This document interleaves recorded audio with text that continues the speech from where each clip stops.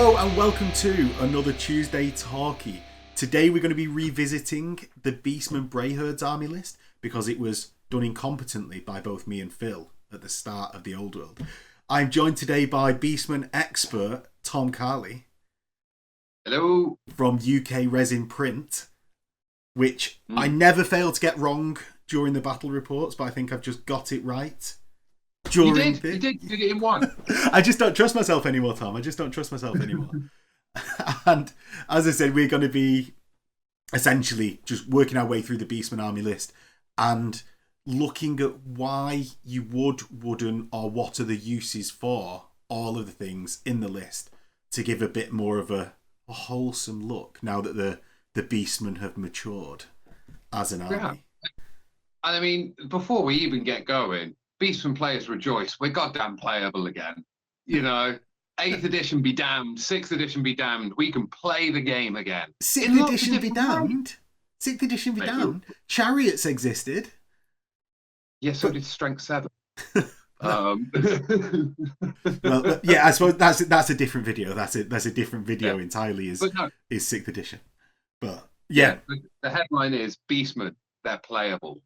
Excellent. Like very playable. Well, do you want to give us a quick rundown on what makes them playable? What is the things to avoid as a whole within the list? So, the elevator pitch behind this army, the give it to you in 2 minutes, is: do you like combos?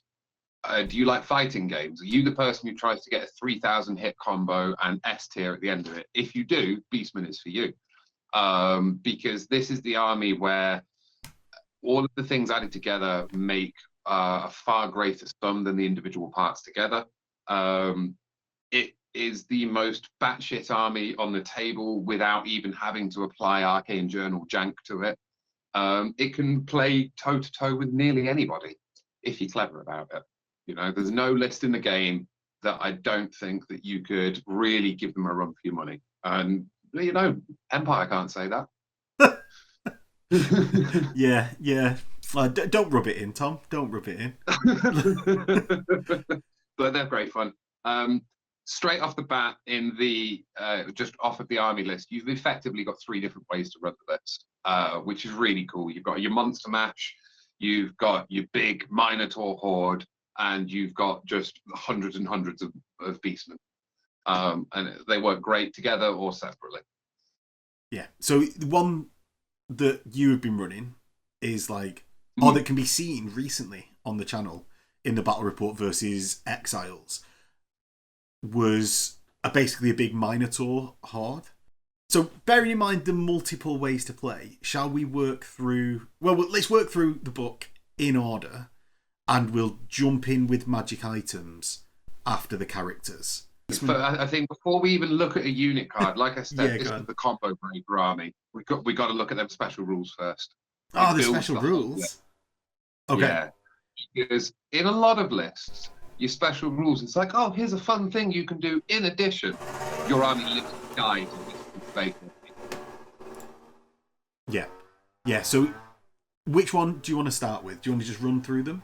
Or start with Primordial Fury? There's no bad ones, and there's none on here that... Well, there's one on here that doesn't come up very often, but all of them come up, so they're all worth going through. So, which is the first special rule you want to start with, Tom? Drunken?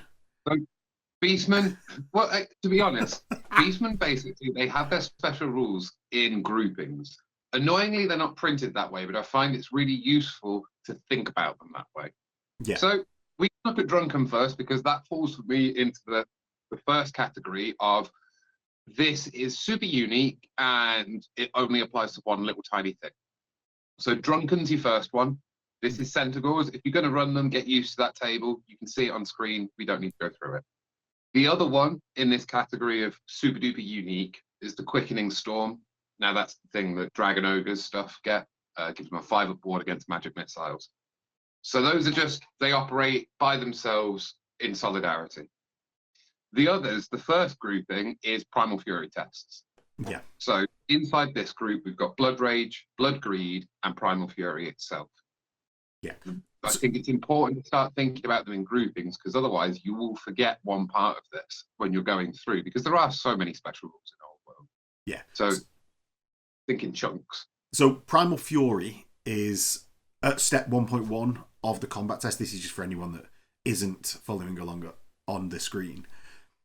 At step 1.1, you roll a leadership test. If passed, you re-roll to hit rolls of a natural 1. And you do that in every round. It's not just when you charge, but obviously some things can stack with that and make it much nicer.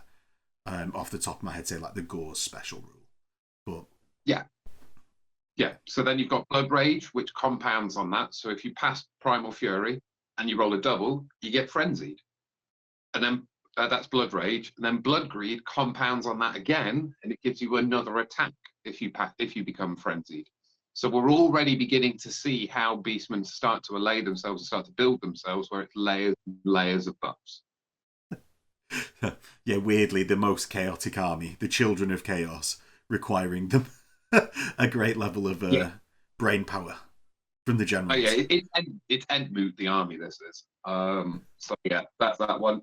The next group we've got is what I like to call pig fight. So this is your foe render and your razor tusks. Basically, if you've got these rules, you become better.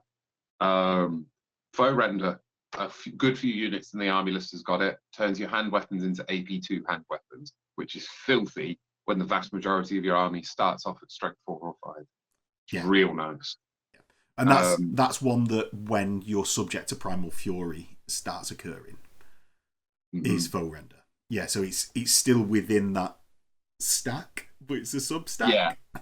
Yeah. You see what I mean? It's one special rule that's just filtered out in a lot of different ways, which I really enjoy. And then Razor Tusks is you get an extra AP on the charge if you've got that special rule, which is cool as well, you know? You've got Gaze of the Gods, works the exact same way it does in Warriors of Chaos, same table and everything. It's just there's no rerolls there. Yeah, except you're never going to roll on it.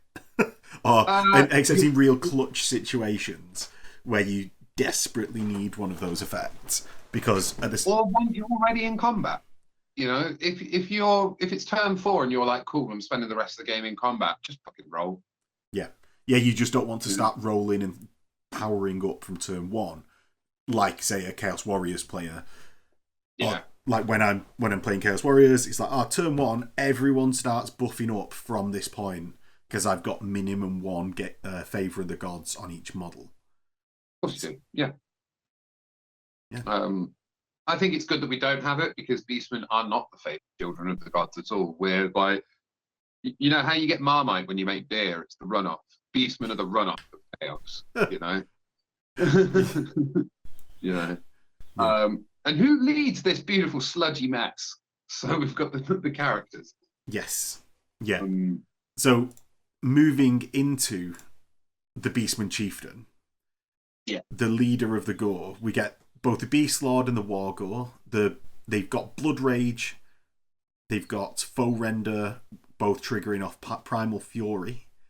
They come with Warband, so they can reroll charges. It also really useful for working on Chariots, as well as having the Brayhorn to trigger ambushes. Gaze of the Gods if you actually want to chance that, and Mark of Undivided for allowing you to reroll Panic, Fear, Terror checks. And before anyone gets too excited about the sound of Mark of Undivided, it stops there. Don't get excited. We lost Marks of Chaos in 6th edition. Just get used to it. They're gone. Doesn't mean you can't paint them that way. I've got a Nurgle Beastman army, but they don't have the Mark of Nurgle. But Mark of Nurgle's kind of crap now anyway. So, yeah.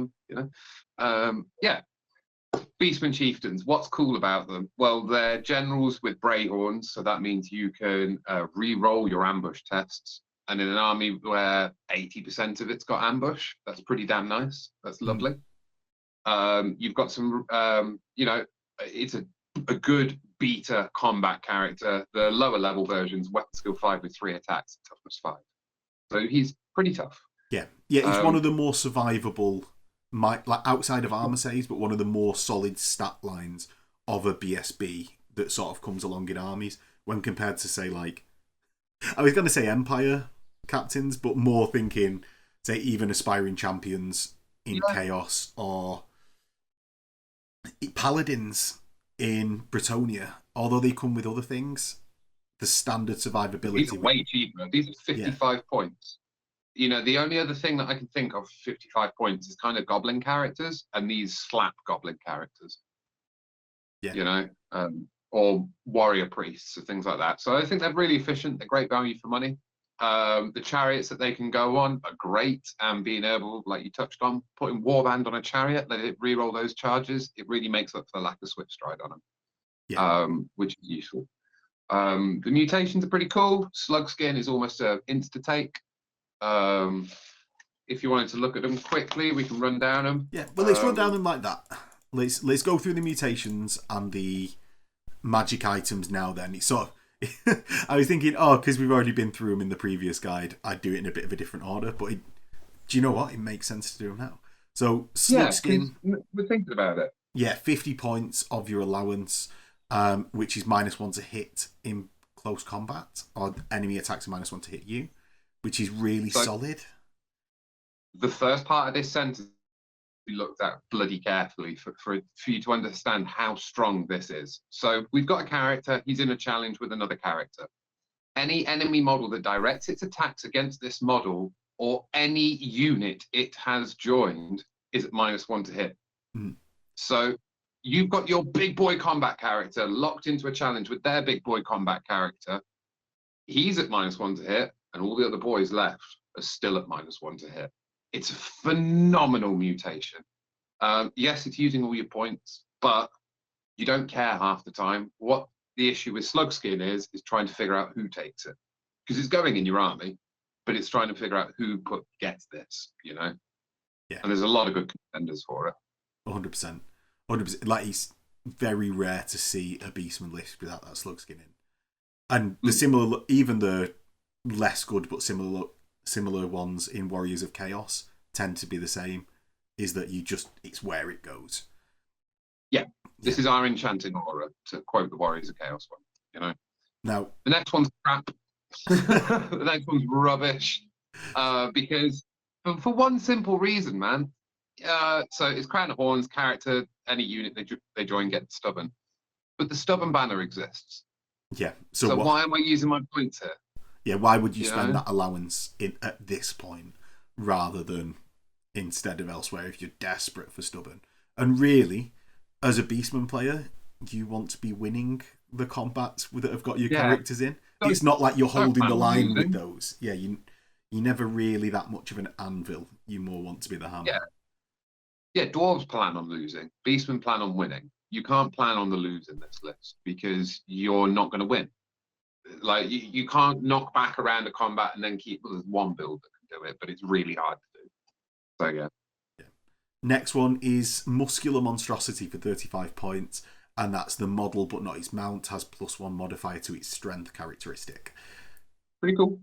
Yeah, it's decent, isn't it? But it helps you wound dragons with your Lord on 2s.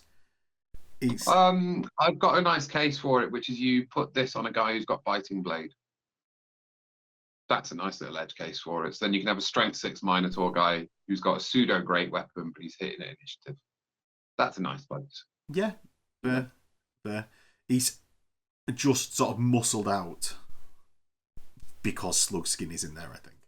Is outside of, say, like as you say, like edge cases, where is that on a Shaggoth by any chance that you are doing? I like putting that on a Gorbel who's in a unit with a Doombull. Right. Okay. So a nice cheap little guy, and he's literally got that and a Biting Blade and nothing else. And he just runs up to things, and your opponent goes, "Oh, he's got a great weapon." No, he's initiative 5. And you just knock things out because he's strength 5 base. Yeah. Yeah. You know, it's pretty fun. Nice to do on a Shaggoth as well. Very nice to do on a Shaggoth, but slug skin on a Shaggoth. It's very nice. It's very nice. Next. But yeah, Pelt of Midnight is like the other version of slug skin. That's for shooting. Now, my whole point of view on negative to shooting modifiers in this game is the truly scary shit doesn't care. Yeah. So by truly scary shit, we'll talk small arms. Khemri doesn't give a crap. Just the entirety of Tomb Kings doesn't care. So that's your poison blobs and all of that stuff. Night Goblins don't care because they're not looking to roll 1 hit. they're doing 300 at you. So they don't care if you're at -1 to hit. It's still just weight of dice at that stage. Wood elves giggle at you with your -1 to hit and their ballistic skill 11, and cannons don't roll to hit. So it's like, what's the real point? You know, dwarves is the point. Actually, dwarves is the point. Dwarves are a solid, slightly below mid tier though, if not lower tier.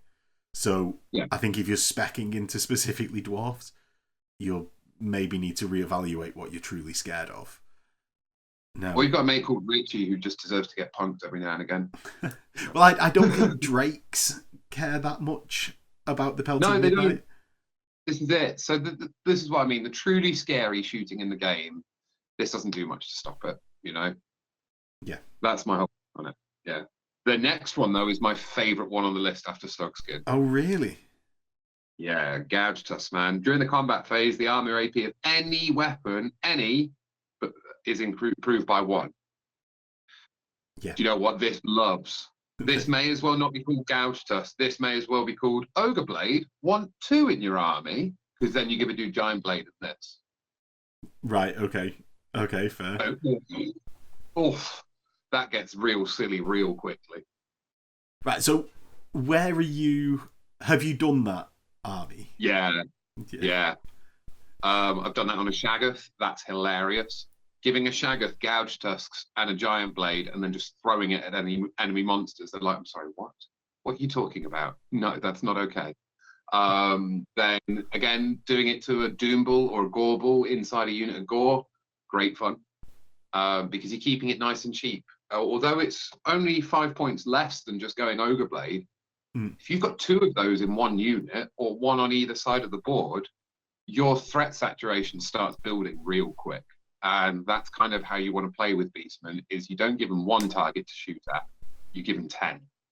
And then suddenly they've not got enough things to shoot at you, they've not got enough board presence, and then that's how you win. So having these little sneaky ways to, your opponent knows you've got Giant Blade, but yours is better than his. You know, it just makes it better. Yeah. Now, gives you an edge. Next, the Rune of the Beast Ascendant for 25 points. This is Beastmen Chieftains only, so your Wargors and Beast Lords. Unless the character is fleeing, Bestigor, Gore, and Ungor gain +1 to their leadership to a maximum of 10, which, including that Warband, brings them within. And if you're playing that version of the list where it's just Horde, where it's tons of Ungors, tons of Gore, tons of Bestigor, this needs to be in your list. Yeah. In the same way that Chaos Warriors have got one that boosts you for Marauders. If you're building that way, it's a must-take. If you're not building that way, keep on reading. Yeah, you know? Yeah, it's quite binary in that, I think. If you're running a small amount of Gore and you're taking a Wargore anyway, you don't need it, because you're going to get to that leadership or leadership high without the need for the Beast Ascendant. If you have multiple big units of infantry, that's when it comes in. Yeah. Many Limb Fiend, I don't get this one. I don't get it at all. It's a worse version of the Warriors one. You get an extra attack, but you can only use a hand weapon. Yeah, so I suppose it's when you start stacking with stuff like Foe Render or letting your Primal Furies off, and you maybe put it on a. I know you've just said about a much better build on a Shaggoth. That's where I see the use for this, is like just a cheaper version of a bit of a blender Shaggoth that can do a lot of damage. Just ensuring that additional. Because literally like 30 pages earlier in the book is the better version of this, and it just annoys me that way. That's all, you know. Written off. Yeah, because it's in the same. If it was a different codex, like a different book, I don't think I'm bothered. It's because it's literally 20 pages back. Yeah, directly comparable. Yeah. Nard Hide is real cool though. Models who are infantry only, so no chariots. Gain Arm and Hide 1. This is called 2 upsave Minotaurs. Yeah. That's what it is, you know. Or 2 upsave characters in general. This is how you get there. But that's your specific go-to. Because Tommy's playing a Minotaur, or has played a Minotaur army on channel a couple of times. And it's a fairly scary brick. Do you know, like, when that's included? because you're not forced to take other things on it, and it's obviously also allowing you to utilize all the mutations as well. Well, it pairs up nicely with Gouge Tusks because you can only take 50 on most characters. So 30 for Gouge Tusks, 15 for Gnarled Hide. We're away. We're off to the races. Yeah. And finally, we've got Uncanny Senses for 10 points, +1 to your initiative. Which is... I like this one. No one expects the Initiative 7 Minotaur. No one expects it. We're not a low initiative army. Your Beast Lords are sitting at 5, your Shamans are sitting at 4, and your Minotaur champion's sitting at 5. So running an Initiative 6 base Doom Ball is pretty funny sometimes, especially when you're running into elves, because they go, I strike first. No, you don't. Well, I think one of the things as well is that it's just pretty cheap. It's easy to throw in at the end of a list. And that's more the thing about these semi-useful, I'm still going to go with semi-useful, Tom, upgrades, is that it's just, I've got 10 points spare. Do I want a gore or do I want a character that is an additional initiative and not taking a magic item slot from somewhere else? Cool putting it on a Minotaur champion as well. I like doing that. That's fun. But yeah, so that's our mutations. They're real cool. Our magic items are less cool, unfortunately. The flavour behind them, they're so sick. But I'm yet to use any of the magic weapons well, but it doesn't mean they can't be used well. It means I can't use them well. It's just sad. Like, so Primeval Club, when you first read it, looks like the coolest thing they have ever made. The strength characteristic is equal to the leadership of the model that wields it. And then you realise strength 10 doesn't really matter that much, Yeah. Once you get to strength 8, you wound everything on 2s anyway, pretty much. Like Steam Tank that you don't. Yeah, Iron pretty Demon. much. But... Yeah. As a Chaos Dwarf player, I'm like, Primeval Club scares me because strength 10, AP 3 with poison. That's gnarly. But then it's 60 points. Is it 5 points worse than an Ogre Blade? No, it's like 35 points worse than an Ogre Blade. So unfortunate. Yeah. This is the thing. Our big rulebook items are very good in this edition. So it makes the army ones a bit more difficult to use. Yeah. Do you know what? And I say this every guide. Sorry, everyone at home. I don't think the main rulebook items are broken. I just think they are good, and kind of the ones in the specialist list aren't, at least for weapons.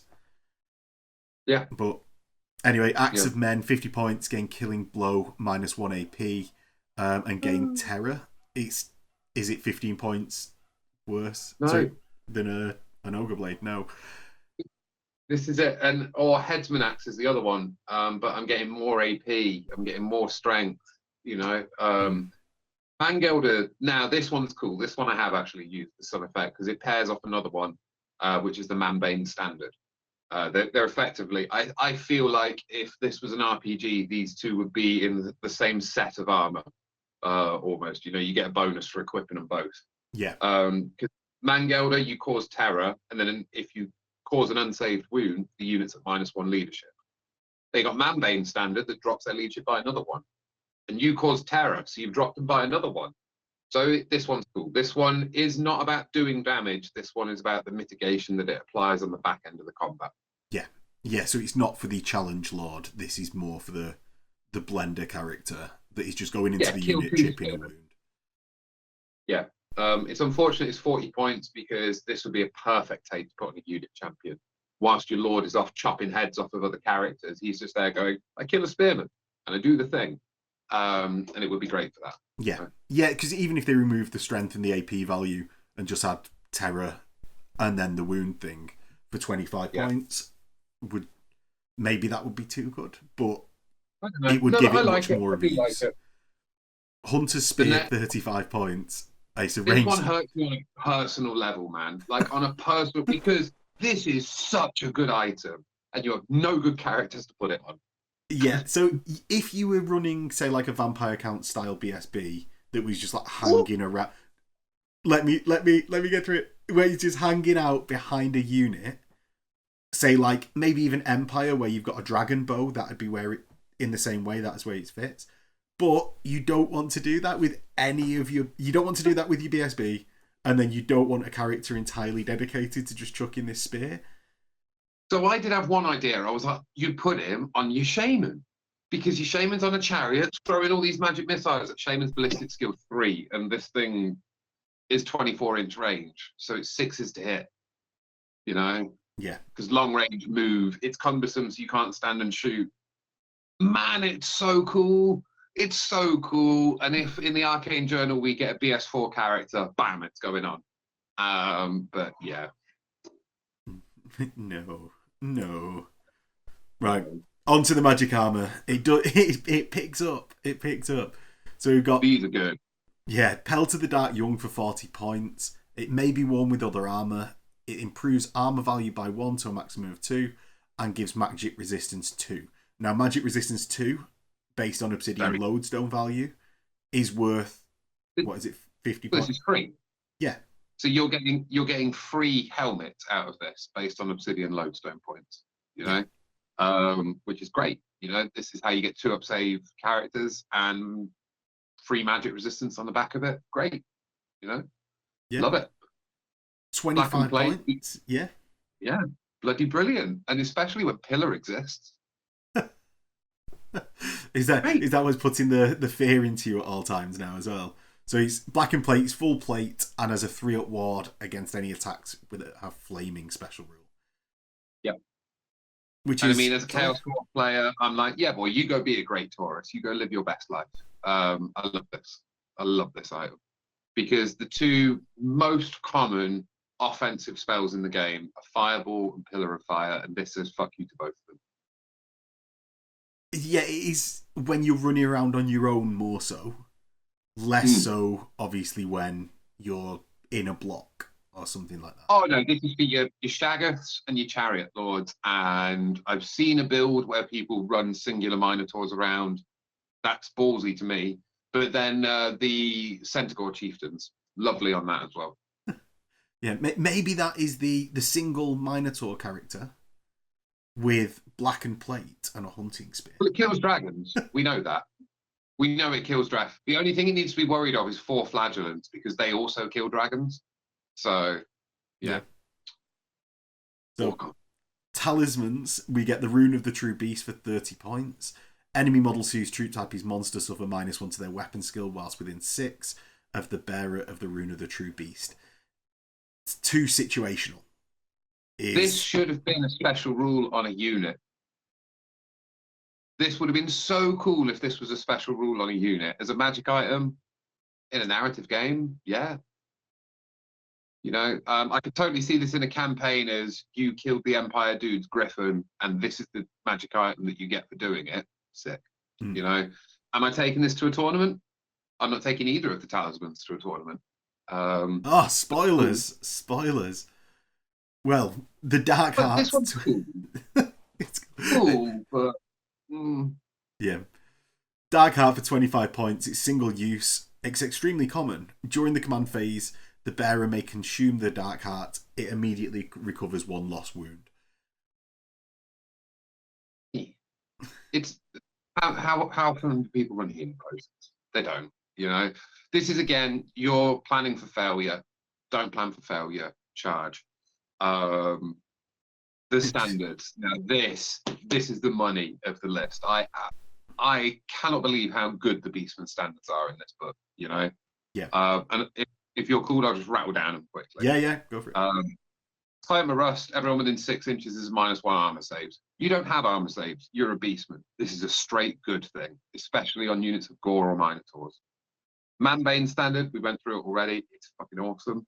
Vitriolic Totem. Do you want 50 Ungor in a brick? Do you want to give them short bows? Do you not like having friends? Well, this is the banner for you. And did it first like 4 months ago. It's horrid. And then Banner of Outrage, reroll Primal Furies. This is the only one which I feel is a bit of a kind of a trap. You're not failing very often anyway. This is more fishing for your Blood Greed and your Blood Rage to try and get your Frenzy out, because it's not rerolled failed Primal Fury. Just reroll them. So you could pass and go, I'm Legion 10, screw it, let's go for it, roll again, try and fish the double out. Yeah. That's mainly there for. But you largely will have wanted one of the other standards. I think this comes at the end, like the point in the list of standards, where it's like the 4th standard on there. Yeah. And in how good it is, and also being the cheapest one. I'm probably going to have another one of those standards on my units that need a magic standard or want a magic standard. I'd take War Banner before that. Simply put. Or I'll take Razor standard, or I'll take the reroll charge standard, or the stubborn standard. Magic Banners are really good in this edition. The only problem is, do I want to take the standard bearer in the first place? And it really makes you question that. Most lists, I don't even consider putting standard bearers into all but maybe one unit. When I'm writing Beastmen, I get really tempted to throw them into every single unit. Really tempted. You've just got to think, are they going to hand away more than their points for doing so? Yeah, and it's one of the things that obviously, like, Tommy is more involved in the competitive scene than I am. I'm obviously just putting them on and being like, yeah, it's a standard, whatever. But we are seeing like standards just dropping out of people's lists, I think. Well, yeah. As I've been monitoring. Let's take Gore for an example. I've got a minimum sized unit of Gore. That cost me about 50 points, including a standard bearer. It dies. I've now just given you 100 points. Because you've now just claimed 50 points for running down that standard bearer. Was it worth it? Probably not. Yeah. I don't think there is many suggestions to put standard bearers in like a 5 Gore unit. We're just not there yet. In a 5 Gore unit of Gore? No. Yeah, objective basement. If you say, for example, there's an objective mission I can only score if I've got a banner, hell yeah, they're taking a banner. Yeah, I suppose. It's the situation of the game right now. It is what it is. Enchanted items. Yeah, we've got the Stone of Spite for 45 points. It's single use, activated in the command phase that you're not engaged in combat. The character can use the Stone of Spite and gains... All enemy wizards suffer -2 to cast on their casting rolls. It's not all enemy, it's everyone. Oh, is it all wizards? Yeah. Now, there's a world in which you run this. It's an enchanted item. It's not an arcane item. You give this to a throwaway character, and you click it turn 1 so you can peg it across the board. It's got a place. I've used it to great effect sometimes. Mortuary Cult players hate you when you do this, because then they look at you and they go, I might actually fail a spell roll next turn as opposed to just auto cast everything. It's really, really good against magic missile armies as well. Key thing to note is it's all wizards, so bound items this doesn't affect. So if you're trying to turn off Sisters of the Thorn, you're better off just punching your opponent in the face, and they deserve it. Because they played Sisters of the Thorn. Sorry, I played a really rough game last night. It's scarred. Right. Yeah. Horn of the First Beast, 30 points. Unless the bearer of the Horn of the First Beast is fleeing, any friendly unit within 18 may use its leadership for testing on Primal Fury. Very good, especially in a list where we can't take large target generals, so you've got no 18-inch bubble for your leadership. This also allows you to have 2 leadership bubbles. Key thing to note, Warbeasts can never use your general's inspiring presence, so can't gain their leadership. This is a way to get around it, at least for the Primal Fury tests. Yeah. So your Razor Gores are actually going to get their buffs, Skin of Man, I don't understand this one. For me, Skin of Man, do you know what's this? Actually, I do get this one. It's pointed to exactly be able to use it with the Hunter's Spear. So someone in the playtester team or in the rules design team saw Hunter's Spear, saw Skin of Man, and went, yeah, let's make it so you can use both of these, and really hate yourself because your character will do nothing all game. On the positive side of it, though, you're not wasting too many points with that combo over just what you were already wasting with the Hunting Spear. Yeah, I mean, Scout and Vanguard's pretty cool. If you could put this on Chariot units, I'd do it all day. The only problem is you can't charge turn 1 because you've got the Scout rule. So just be careful, Yeah. But you will get all the way into your opponent's backline turn 1. You just will. It's pretty cool. Yeah. Now the arcane items, we got known as being one of the best caster armies in the game off of this section of the book. So yeah, it's some good stuff here. Yeah, you go. Me go, the Plague Chalice for 40 points. If the bearer of the Plague Chalice rolls any natural double when making a casting roll, the spell is a perfect invocation, regardless of its casting value or any other modifiers. However, each time you cast with a perfect invocation, suffer a strength 4 hit with no armor save permitted. Wards and regens are allowed. I mean, you've got no armor save anyway. You're a wizard, so who cares? Unless you're on a chariot. You Great Bray Shaman to T5, so that's only 5s to wound you. How often does this come up? About 1 in 6. Yeah, as is the stat for rolling a double. Well, yeah. I suppose it's only like 5 times more likely than. You do it twice a game if you're casting 4 spells a turn. Twice to 3 times a game. You know? Yeah. Only problem is you can't control when it goes up. So if you could be like, I use it now. Like if you had an item that was 3 times a game, perfect invocation, that'd be sick.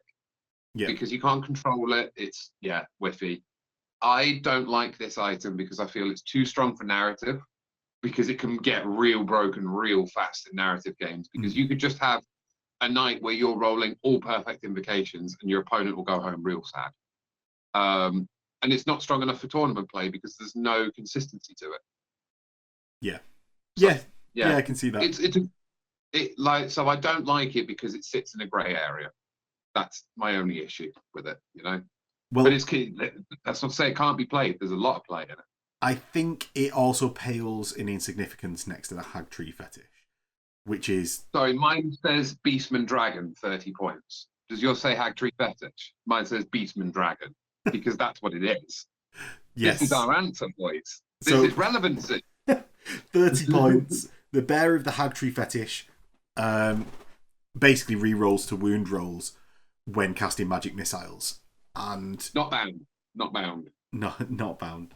But this with Vile Tide. Oh, yeah. Oh. It is. So Vile Tide, 5d6 strength 1 hits with no armor saves allowed. So on average, you're rolling. I think it works out to being about 18 hits. Now you'd be 6 wound everything other than Iron Demons and a couple of other things. Bull Tauruses, T7s. You mark. Yeah. All dragons though. Good to know, a T6. Every single one of them is a T6. So your 6 is to wound it with no armor saves. With re-rolls, I have personally done 18 wounds to a Chaos Dragon once with this. One shot. And your opponent looks at you and they go, how many points was your wizard? You go, about 360. And they're like, that dragon was 700 points. Yeah, it was. It was 700 points. It's absolutely crazy, this Hag Tree Fetish. Like, Vile Tide is very good anyway for just throwing it out. But then Hag Tree Fetish just completely sets it off. Yeah. And it also works with Wind Blast, which we get access to, which is great. You know, we don't get access to battle magic, so there's no fireballing stuff. But, no. I mean, yeah, Wind Blast with this is great too, because it's strength 5, so it's 2s to wound re-rolling against most things. It's lovely. Yeah. Jagged Dagger, the next one. I really like this item, but it's hard to use. So you can use it by... This is worded really weirdly, and I want you to see if you can think where my brain went. So you can use it when you join a unit. Before making a roll, you can make a sacrifice. One model belonging to the bearer's unit is removed from play as a casualty. You can then modify your casting roll by adding the wounds of the sacrifice model to the unit. Now, there's a really cool little build in here somewhere, because I bet you're thinking, well, Bray Shamans can only join 1 wound models. That's it. You put the wizarding hat on a Doom Ball. Yeah. And you get Jagged Dagger. And then he can start killing Minotaurs every round for +3 to cast. Yeah. Yeah, which is then like worth it based on... It's fun though, because with Wizarding Hat, you can choose any lore in the game, but you only get the 1 spell. So, it could be cool, could be fun. Other than that, I don't really see the point, but it's a fun thematic item. Yeah, well, it's also not... With a Jagged Dagger, 15 points. Lore familiar.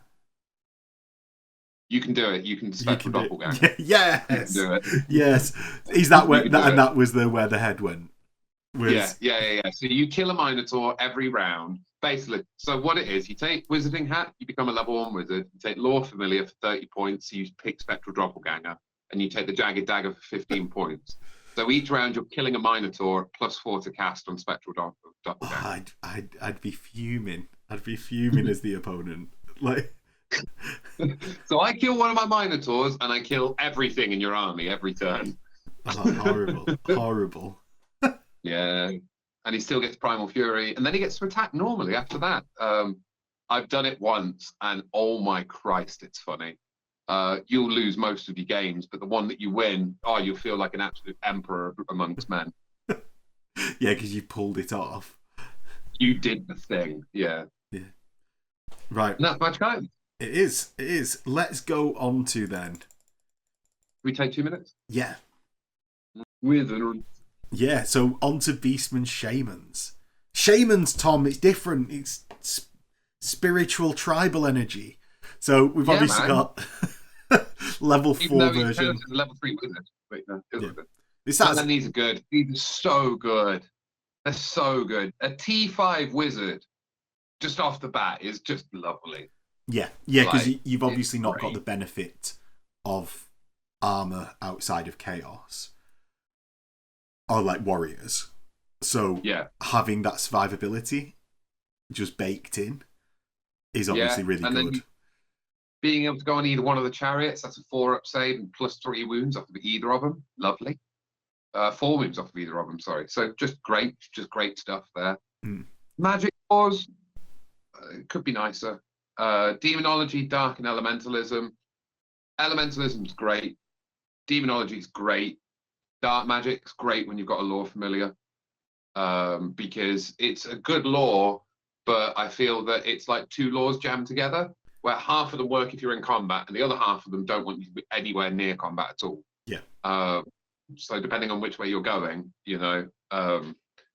but you're not running a lore familiar most of the time. You're running the Hag Tree Fetish on a chariot with elementalism, and you're just fishing for magic missiles. So why would you not go? So that is Tom's build that he's just said there that I've seen you run multiple times now. Why is it that you're not running a lore familiar, and why is it that you're specifically choosing elementalism over, say, demonology? So with the one who's got the Hag Tree Fetish, you can't take a lore familiar and the fetish because they're both arcane items, and the fetish is just the best arcane item in the game. You run elementalism because it's got another magic missile in it. Simply put, the other 2 lores don't have magic missiles there. They're in the signature spell slot, which you've already got with the Biotide. Demonology isn't. Oh no, demonology is, isn't it? It's Fireball. Yeah, the summoning's a signature spell, so you're just going for the extra spells there. You've also got Travel Mystical Pathway, which is great. Teleports are fun. Earth and Ramparts is nice because I don't know if you picked up on it. There's 1 ward save in the Beastmen Magic Item list, and it's only against fire magic. That means you have a grand total of 3 possible ward saves in your list before you talk about Enchanted Shields. But Armor of Destiny, Talisman of Protection, and the one you get, So ward saves are an absolute premium in this list. So being able to cast it out of magic, lovely. God, I would love if we had battle magic. We don't. There's no point lamenting it. It's cool. It's good. Bray staffs are really sick. They come with great weapons that they can turn into 5-up armor saves at whim, which is pretty sick. They've always been cool. Bray Shamans, you need to actually genuinely respect them in combat, because if you don't kill him, that's 2 strength 6 AP2 attacks coming back at you. Yeah.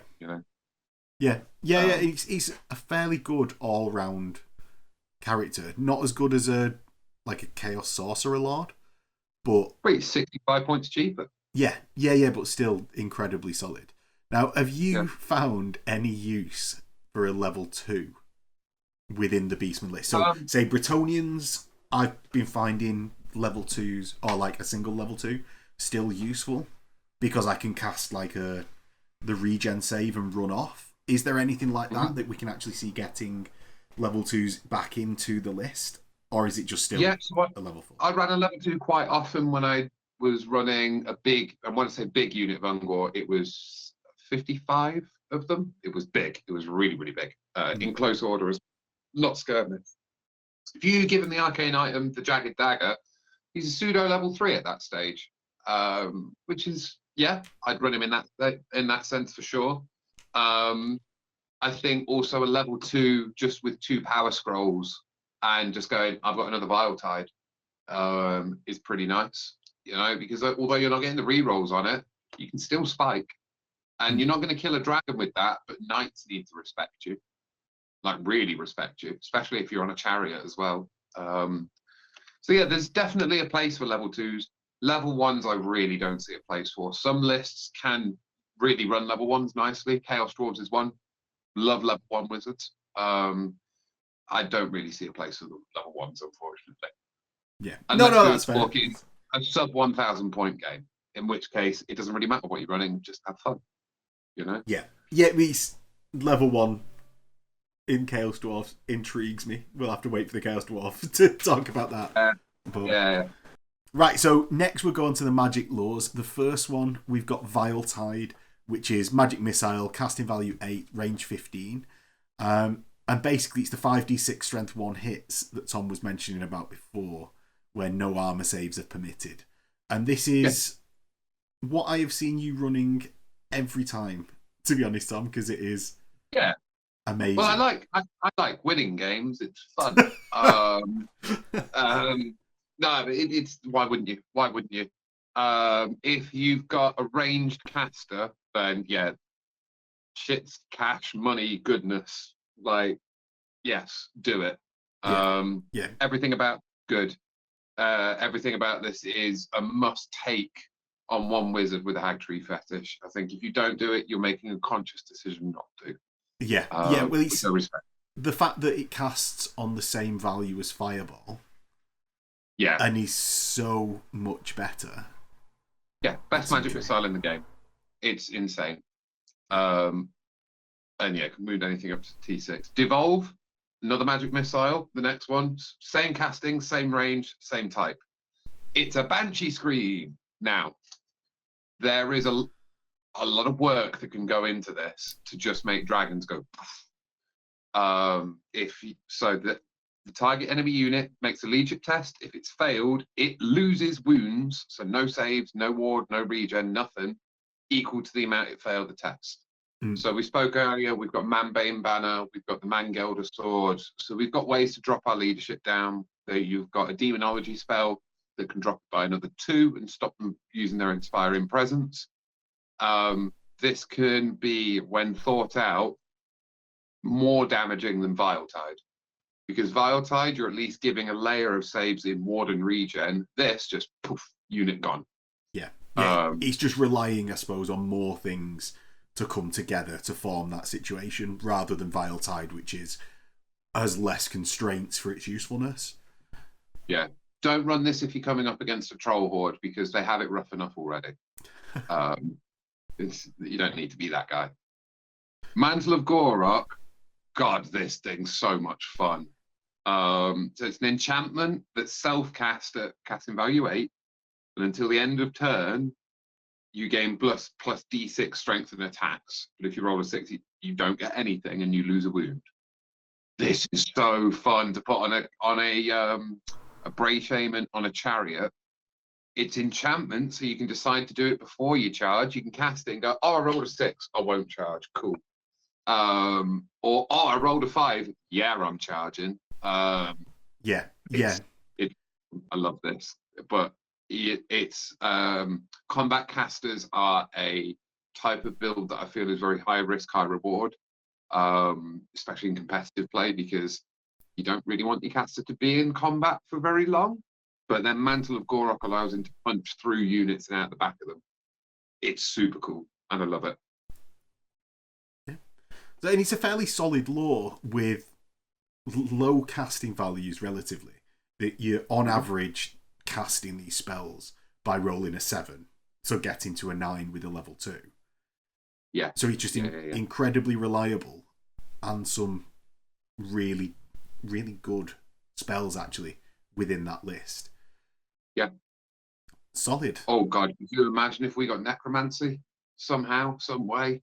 Oh, Somehow, well, I know one way: killing single Minotaurs a turn.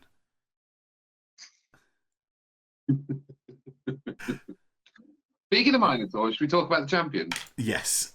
So, My you give us boy. a rundown of these, Tom. You give us a rundown. Right, they're just awesome. It's verbatim from Warcom. These kill dragons, so you put them in your list for that, and for no other purpose. But on a real level, they're just very cool. They come on 50 by 50 mil bases, so that means they can sit in your Ungor and your Gore and take up 4 models, or obviously they can go in the Minotaurs. They don't like going in Bestigor. They sit on the edge of them because the Bestigor are on a 30 mil base. So just be aware of that when it comes to list building. They've got so many special rules. Armorbane 1 built in. Now that's very cool because it means it works on everything. So when I say everything, it's any weapon that you give him gets Armorbane 1, which is just cool. Yeah. Blood Greed, Blood Rage, Bulgors, Fear, Foe Render, Gaze of the Gods, Impact. It just keeps going. This dude's awesome. Cool thing to know about Minotaurs: if they're your general, it changes the way your list gets built in the same way that we didn't mention it, but the Bray Shaman does it too. So if your general's a Bray Shaman, you can take a Jabber Slice in special. But if your general's a Minotaur, you can take a Minotaur in core or a Gorgon in special, which is pretty sick. Yeah, well, that's much more useful, I would say, and much more widely used. Like the Minotaur core is good way to spend the core. Just get it done. Yeah, well, it's like, after speaking to Ed, I think he thought of a good way of putting it. An okay unit in core is an excellent unit, and Minotaurs are slightly better than okay. So yeah, slightly better. Yeah, I would actually. I think that's the perfect way to phrase them. Is that no? They are slightly better than okay. Yeah. They're not crap by any extent. Are they good? Don't know. Yeah, are they actively good? But yeah, they are definitely better. Are they? Don't know. But champions, are they good? Hell yeah, they're great. They're they can take mutations up to 50, standard magic item allotment. What's a really good way to run them? Get them to a 2-up save, and one of the ways we spoke about earlier, there's like 3 different ways of getting there. And then once you're at the 2-up save, you basically decide, do I want to smash something in the face? Or do I want to maybe be able to take 1 or 2 hits and smash them a little bit less good? You can just give this dude a hand weapon because he's passing Primal Fury pretty much every time. So he's going to be getting AP2 just off the bat. You don't have to load him up with a heavy magic weapon. Foe Render doesn't work with magic weapons or anything that isn't a hand weapon. So sometimes you just look at him and you go, do you know what? I'm just going to go pure defense. Just spend all of my magic items and all of my mutations into just building a wall of you can't touch me. And that leadership 10 that Tom's referencing is coming from the fact that your leadership 8 base, but with Warband, your leadership is being increased by being in a ranked unit that also has Warband. So when you are or even Horde with the Gore and the Ungore, real easy to get up to leadership 10. That will make you leadership 10 on a Gorbel even, won't it? Within the 3 ranks. But just even off Gore with the base Warband is easily getting you to that point. 100%. Yeah. I love them. Next one we've got is Centigor Chieftain, and these I've tried a couple times in fun, fluffy games to play them, and they're a great laugh. They hit like trucks, they really do. They're strength 5 base with 4 attacks, and they can get frenzied quite quickly and quite easily. The problem is they can sometimes get random movement, and you're like, oh man, I just set up this long bomb charge, and now he's just doing nothing. So they do add a lot, because I've played with Centigor Chieftains and Centigor quite a lot within my Chaos list, and they add a lot of mobility with that movement 8, swift stride, the stomp attacks, making them like effectively 5 attacks at strength 5 minimum. They're really good at output. They just melt really, really fast, because even the Chieftain with heavy armor, I usually The go. way I like to run it is heavy armor, shield, and armored hide, and a great weapon, and just launch him up one flank Yeah, and just go and have some, you know. yeah. It's usually something like that, but it's the Centigor still melt, and it damages the output of that unit over time. They are still worth just running into things, and Drunken doesn't hinder too often because because of the secondary table that you've got. You don't just roll a 1, you got to roll a 1 followed by a 1 to really become stupid. Exactly. It's not as bad as it was in previous editions. Yeah, but, where you just failed. 75 points with nothing. I mean, it does look like a lot, but you're getting a mount for free almost. It's 3 wounds as well, which is more than a normal like hero. He's a pseudo lord, talking in 6th, 7th, and 8th edition speak. That 3rd wound really does a lot for you. The problem you've got in Beastmen, as you actually have in pretty much everything that isn't Empire and Skaven, is oh my god, where'd all my character points go? That happens real fast. You want to put a Bray Shaman level 4 in, cool. Then you want to put either a Doom Bull in or a Beast Lord or another Bray Shaman in. Crap, we're at 800 points. And I still want to put a BSB in, and there's no room for that Centigor. If the Centigor Chieftain could be your BSB, I think he'd be in every list. But it's just unfortunate you don't, at 2K, at competitive, you don't have the points left for him. The place which I've had a lot of fun running him in is actually in the Heralds of Darkness list, the new Chaos Arcane Journal list, because you can take him as a mercenary. So I've actually got a Chieftain and 7 Centigor that just run on an ambush and mop up backlines on turn 5, and he's awesome for doing that. It is a sink of points to put them. I don't tend to like ambushes because it's that sink of points that you can't really rely on till turn 3, when largely with chaos stuff you want to be smashing into things a bit earlier than that. And he's still fairly solid. Like, the output once you have like a cavalry spear on, and talking about the unit as well, actually strength 5, nothing to be sniffed at on the unit, and strength 6 with a warhoof. If you just go cavalry spear, you're going to be initiative 6 with this and 5 with the unit, so above most things except for like spearmen, elves, and special units. So he's still solid. I just wish he'd come with a Centigor unit in core. Like how everyone else brings their mates with them. It would have been really cool if he'd brought his mates with him, and you could just take 1 unit of Centigor as core if he's your general. Then I think you might see him get played, because I'd just take like a unit of 18 of them and just go on, boys, go get drunk. Oh, why that isn't a thing, I do not know. When Minotaurs are a thing, but who knows? Who knows? But, he's cool. And with that, that's all our characters done. Yeah. So fun. So it's then on to the infantry, where we have Bestigor herds, which are, we've not really said it, but Beastmen have a solid movement characteristic of 5 across the army. You've got weapon skill 4, which is on the higher end for the Beast infantry. Your strength toughness 4, leadership 7, but have warband, so read that as 9 with how units tend to be stacked up at 13 points, which is similar to, say, a Bretonnian foot knight, which comes in built with that ward. You've got a great weapon and heavy armor standard. Your Gouge Horn can take 25 points of Chaos Mutated. Can take 25 points of mutations along with 25 points of magic items, which is do you know what, a decent little note to put in. It's a thing. Yeah, so you can give him armored hide, uncanny senses, stuff like that. Yeah.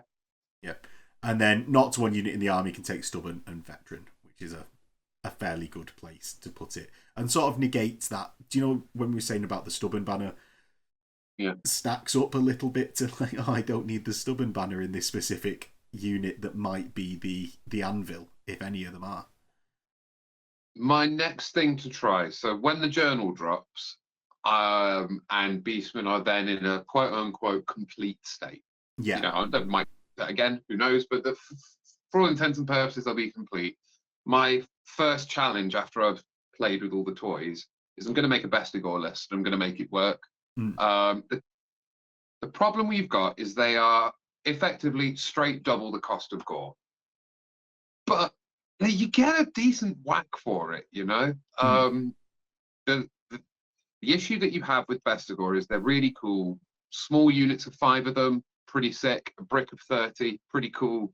But you have to invest a lot to get them to really make the most of those points. And if you take a Beast Lord as your general, you can stick them in core. So I think that's when you're taking them, is when you have your Beast Lord, so you can start eating up that core points quicker. They can be a very hard unit for your opponent to shift. T4 with a 5-up save isn't the most survivable, so you need to think about ways on how you're going to get them into combat quicker. There's no ambush here, so there's none of that. So you're thinking Earthen Ramparts and teleporting spells. That's a great way of getting them across the board faster, so they're getting into combat. Or just screens, you know. They're going to be quite high leadership with Mark of Undivided. So if you just have waves of Ungor and things to get in the way, that might help you. Yeah, and they're not going anywhere, as you say, with that Mark of Chaos Undivided. Reliable. Yeah, with stubborn and veteran, they can get a decent bit of combat res as well. Stick a BSB in here and one of the Minotaur characters in here, start Death Starring it up. I think you can actually get something quite cool going on. But yeah, to get the most out of Vestigor, you're either spending absolutely nothing on them, so just units of 5 running around causing mayhem, or you're spending your entire 500-point core allotment on them and really sinking into them, you know. You can do that quite fast as well with, you know, magic banners and your 50 points on your champion, you know. Now, I really think are the true MVPs of the list, because the only reason why I've said anything negative there about Vestigor is because gore exists. Oh, really? Oh, really? Yeah. So they're so good. Right, so you've got weapon skill 4 on these again. Strength is down to 3, toughness 4, and leadership 6. Though again, that will be going to 9 because you here include hard as well as your warband. So your leadership will be. You're in open order, so you're not getting that +1 to your combat res, but obviously not getting ranks denied for being in cover, of which you also have move through cover. Now, or you're running skirmishers. So you get both. You have that flexibility option being able, do I want a big unit or do I want little units of skirmishers? So they're wonderfully flexible for that, you know? Yeah, and it's not something that you have to decide at list building. Is you could have, in the same way as people have been running the Norse Berserkers, in units, you can just pick on the fly. Oh, this game, I need a speed bump of a couple. I really want to say Peg Knights, but they're not going to do anything. But yeah. No, you'd be shocked, man, because the thing about Goreheads, they've got this special rule, Bestial Charge. They get +1 strength on the charge. So that means your champion with a great weapon is hitting at strength 6. So, okay, normal boys probably aren't doing a ton, but against Bretonia, they're wounding on 4s or 3s, depending on the unit. And then if the champion gets to attack, he might just bop a Peg Knight. You know, and then if all he does all game, that unit of 5 with the champ is bop 1 Peg Knight, they make their points back. Yeah. You know, if that's all they do. This unit works incredible as either a big brick. So we're talking, I like 25 because then you've got a beatstick character in there. So either one of the Beastmen Chieftains or either one of the Minotaur Chieftains, a BSB or caster. I don't think you go all in on. I think you either do the BSB or you do the caster. I think once you start putting all your points into this, then it gets too risky. There was an old tactic from 6th edition called the Super Herd, where you genuinely put every single one of your characters into one unit and just went for it. Doesn't work very well in this edition now, but putting 2 in, lovely. You get a full 50-point magic standard on these geezers as well. No 25-point standard. So they're great. And 25 points of magic items on the champion as well. Yeah. The sneaky armor of meteoric iron on him, that pisses people off. It really annoys them sometimes. Do you reckon for the 5-up save on the on the champion? 5 up, the 5 up immutable save. So you just walk up to someone who's like, I've got AP 11. You go, cool. My 1 wound dude's just going to stand there and go, fun.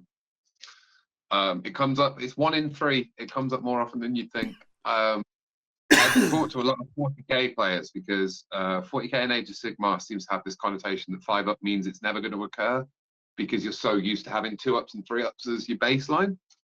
5 up in fantasy is not bad. Yeah. It's not good, but it's not bad. You know, it's a 1 in 3 chance of it going off. When our average armor save in the game is a 4 up, okay, cool. You know. The Let's next, talk about Ungor. yeah, it's Ungor. And at 5 points a model, we got the same movement 5, weapon skill 3 now, and toughness 3, and down to leadership 5 and 6 on the half horn. You've got Warband, you've got Horde, so you will be leadership 9 with a big block of them.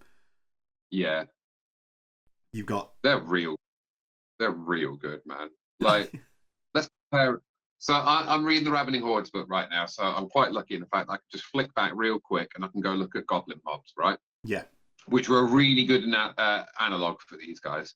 So Ungor herds are movement 5, where Goblins are movement 4. Other than that, they are the same across the board, other than Ungor are 1 higher initiative. Yeah. But pretty much all the special rules that Goblins get are rubbish ones. So they've got Fear of Elves, Impetuous, and then they've got Close Order, Horde, and Warband. Look how many special rules Ungor have, and they are all good. Yeah. There's no bad rule there. They're all great. You can stick a BSB in this unit with the Vitriolic Totem, and then they're all poison. That seems to be the flavor of the month right now. These guys aren't the best for doing that, I've found. I tried to do it a few months ago, and I found that you are basically running a Rube Goldberg machine. So you run a Demonology Wizard to try and increase the AP on the strength on the weapons. If you don't get that spell off, you've just got a big brick of poison that when it gets charged falls over. They're much more fun to use in smaller blobs, and then you get to use that Chariot Runners rule, because when we get to the Chariots, you'll see just how good they are. But the Beastmen have always been a Chariot-centric army, and being able to run them through your Ungor herds for free is great. They work nice as ambushes as well to come on late game and just clean things up. I wish you'd be able to give them scouts somehow, but you can't. So yeah, and but you can take that full command if you truly want to run a humongous unit to stack up the 3 for Horde standard BSB. If you really want to put a BSB, there's no close order, but, so because you can't get close order on them, and because you can't put a magic banner on them, I don't think you ever take the command. The half one's getting an extra attack, and yeah, you can give them thrusting or throwing spears, but I don't think there's any point to. I think they're best with short bows, to be honest with you. Not an additional point a model versus short bows, which have quick shot. And I think one of the problems that they suffer from is it's the same with Goblins, really. At this lower points value, upgrading them with throwing spears or thrusting spears, you just don't particularly want to add 20% of the points cost on top of them. Well, if you give this unit either of the spears and ambushes, that makes them the same points cost as a Gore, and they are not doing the same. Yeah, exactly. You know, keep them cheap, keep them either really small, so units of 10 with bows just to be an annoyance, or big chunky unit loaded up with characters. Yeah, but great fun. Next, we've got Harpies, and I absolutely love Harpies, Tom. I don't know about you. You know, it took me a good 6 months to warm up to these. So, I like them because they do have the use of going hunting down war machines and things like that. Yeah. Do you know, maybe not dwarf war machines where you're wounded on a 5, but it's strength 3 and 2 attacks, initiative 5, so obviously 8 on the charge, with a super long charge distance of 19 because of the fly 10 and swift stride. You can threaten those backlines. The problem for me, and why I didn't like them originally, and I'll start with the negatives and then I'll go on to why I absolutely adore them now. It's weapon skill 3 with no AP.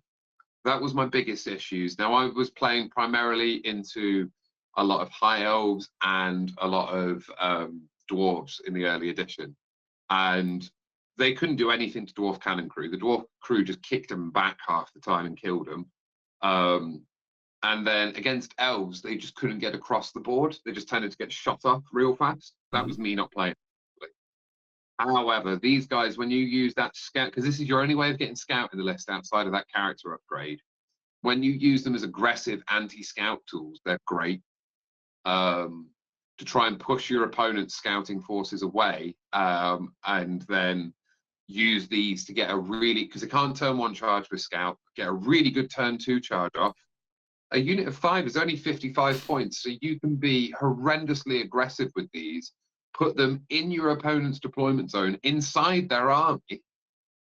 So your opponent is then left with 2 choices.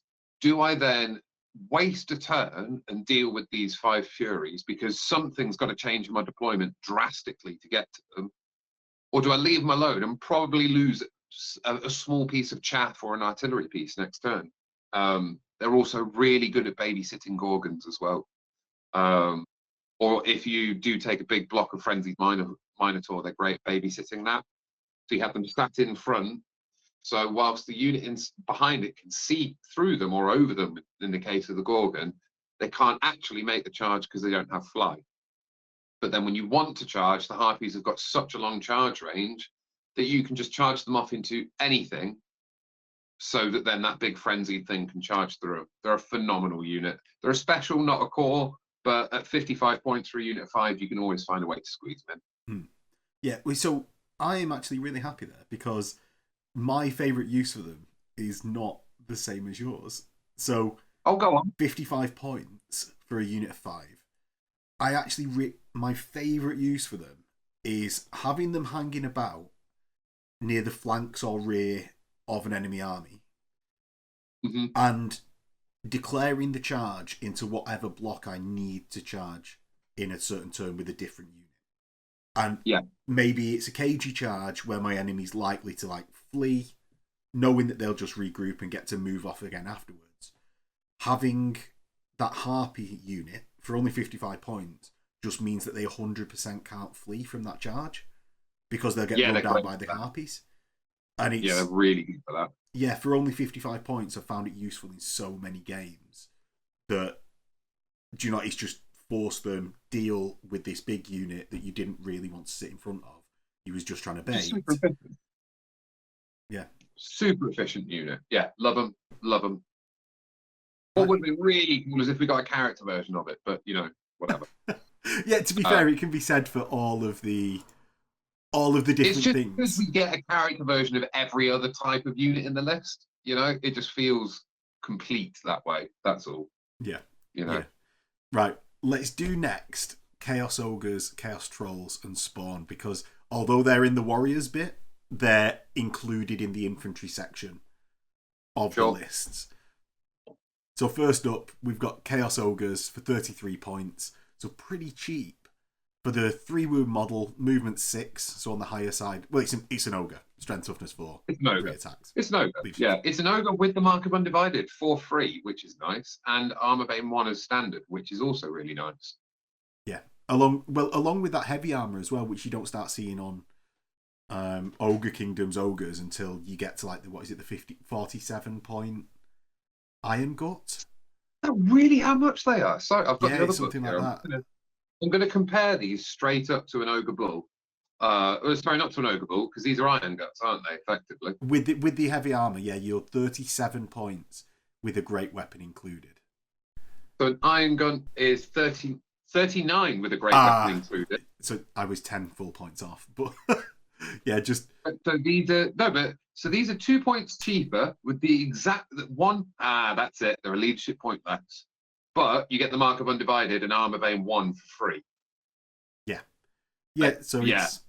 So they're just straight up better than Iron Guts. Sorry, Ogre Kingdom players. And then I don't really see a world in which you give them additional hand weapons unless you're coming up against a lot of Horde armies.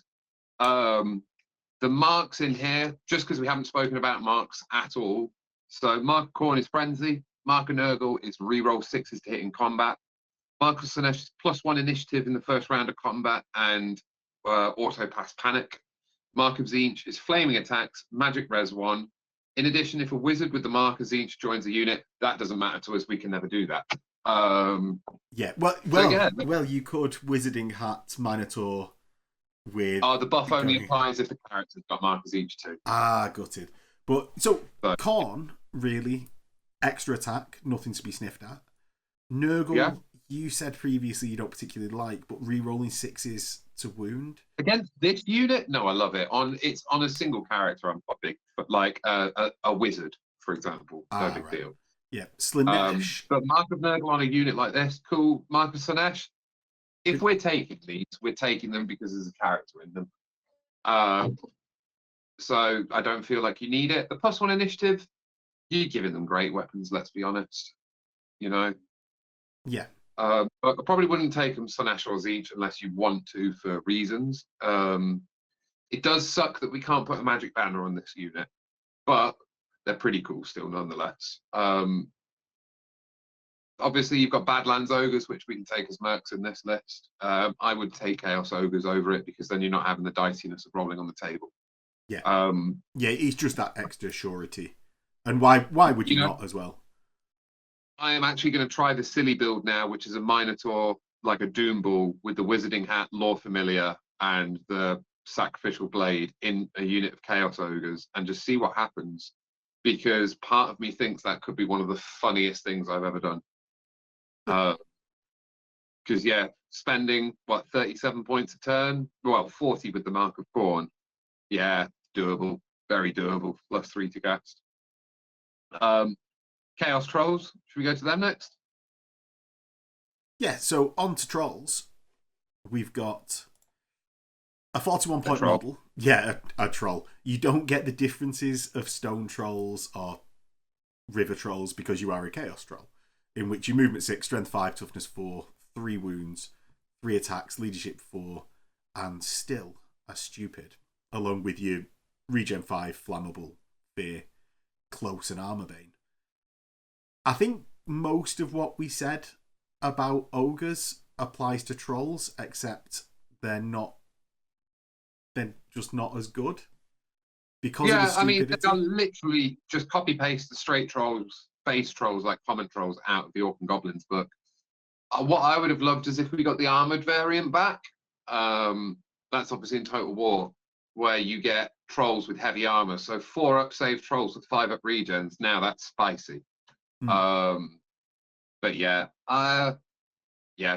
everything we just said about ogres you can say about trolls, but these are just a bit more difficult to use because they've got stupid.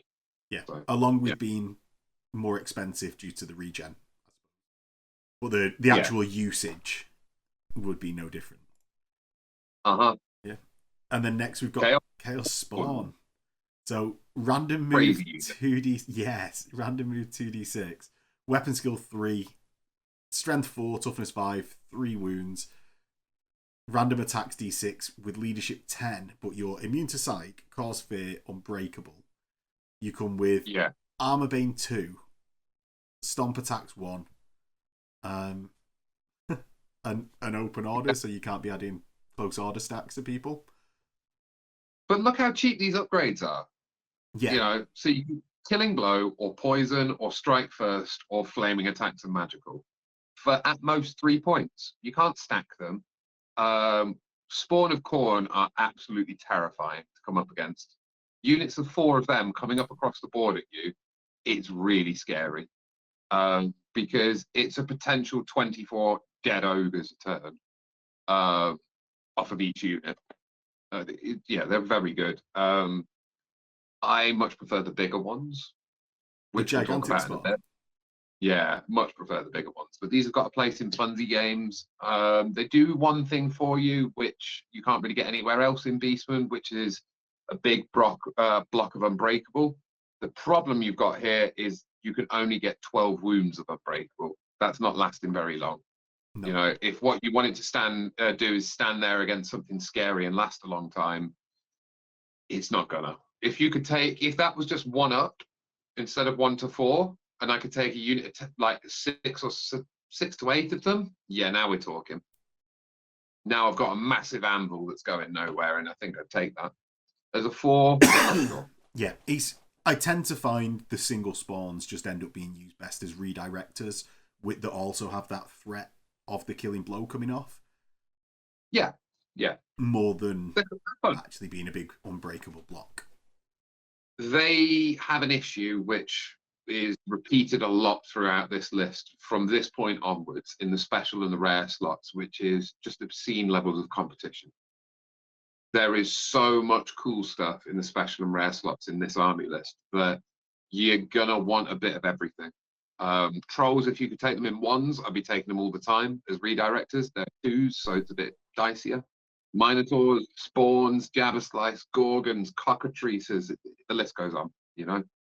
Yeah. Well, shall we get on with that list then? The Minotaurs next, yeah? Yeah. Well, I suppose, yeah, it's not actually on the list, is it? Because they're just infantry, not monstrous. They are infantry, yeah. Not monsters, but yeah.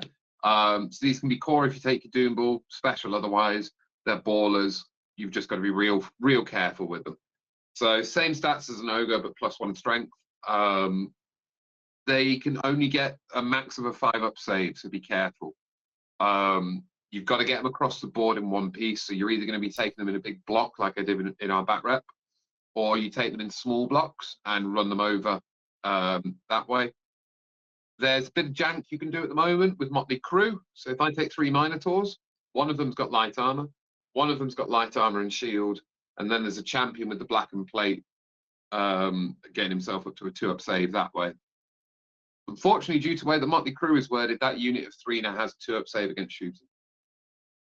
But he's allocated to the champion before the others. Yeah. But the whole unit takes it on a 2-up, which is fun to do. And like I said, you can do that twice. So yeah. You've just got to be careful how you use these. Early on in the edition, I was using them the same way I'd used them in previous editions, and I found myself handing over 600 to 700 points a game because I'd commit them too quickly. You can leave this unit at the back of your table and only move it forwards turn 3 and still be fine, because you've not got the speed or the maneuverability to get the dragons and stuff like that. They're going to come to you.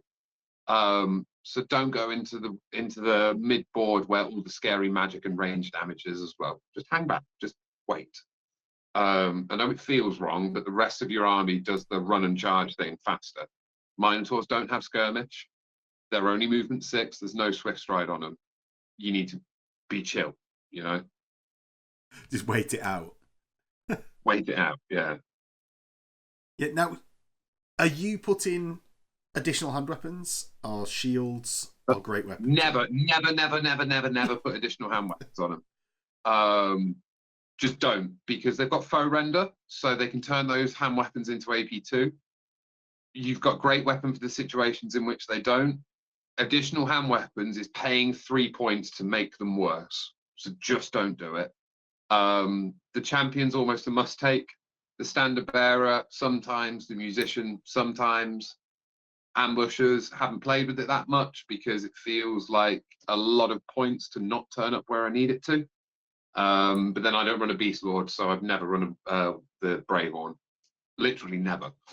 But yeah, they're cool. They're very cool. They're a very flexible unit as well. Yeah, and it's maybe not for competitive play, but within... I've seen it done well at competitive level. There's a good number of Beastmen players I know that aren't coming top bracket, like as in they're not podiuming, but they are coming in the top 50% running blocks of 12 Minotaurs. Well, that's something in itself there, because I was going to say, like, you can definitely do well down the club with, do you know, like with big blocks of Minotaur? They are super scary. But if get rid of them. Yeah, if they are doing well to that level, even in competitive play, I think that says it all, really. The way to get rid of them is you run them down because they don't have swift stride. In what way? If you force them to make them flee, if you make them flee and you've got anything that's got swift stride, like we were saying with the harpies earlier, it's a really quick way to clean them up and get rid of them. Because they're only running 2d6 for their flee, whereas if you've got swift stride, you're probably going to catch them, you know? Yeah. But you've got to be careful of that. Before you commit your Minotaurs anywhere, delete all the weird little swift stridey chaff. Yeah. So, speaking of swift stride, Next, we come on to the Centigor herd for basically a movement 8 cavalry with 19 points a model. Your strength, toughness 4, only initiative 2, and leadership 7. Though you've got Warband and Horde. Not that I see anyone taking 3 ranks of Centigor. I have only just now seen that they have Horde, and now I kind of want to. Yeah, the problem Centigor have got is they've only got a 6-up save, so you've got to be real careful with them. Yeah. You know, little units of them in ambush are fantastic. Big units of them, you've got larger testicles than I do. Yeah. Like I've messed about with like units of up to 12, like getting a big frontage with them. That they've got good output of attacks at like 1 attack each, along with a stomp attack.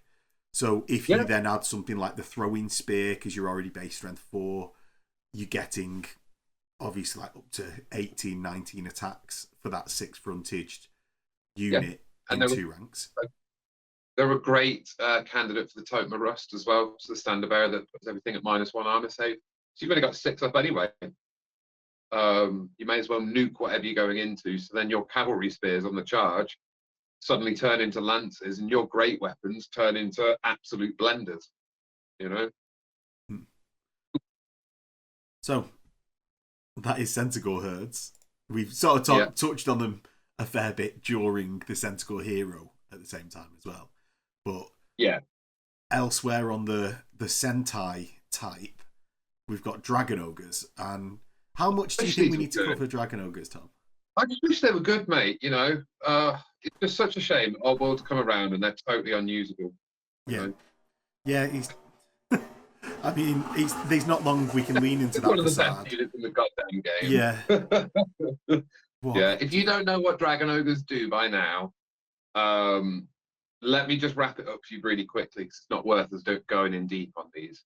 You can't kill them, and they hit you back with Strength 7 AP 2. Enough said. Yeah. Is what it is.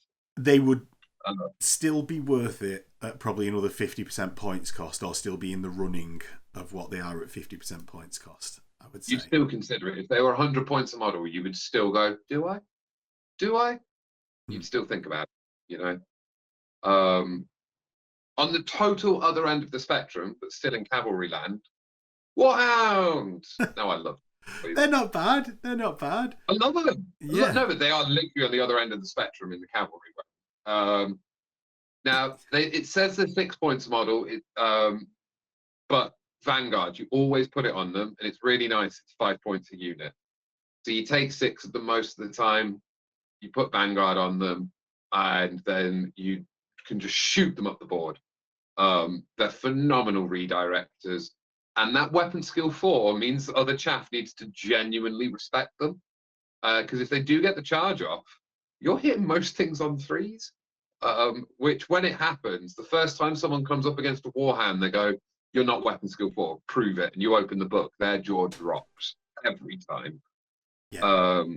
Yeah, they're brilliant. I love them. And their core as well. Yeah. In addition to that, they're just really good for having an additional drop over your opponent, so that you can get your opponent to reveal more about their army before you actually start putting things that you care about down. Yeah. Quite often, I've only put down Warhounds and Razorgore before my opponents put down everything. That's one of the beauties of the list. You're going to get turn 2 quite a lot of the time playing that way, but you'll be able to get a really informed deployment, which is kind of worth it, you know? Yeah. Yeah, so that is Chaos Warhounds. Finally, onto the Pork Rockets. The These are so cool. The big peak.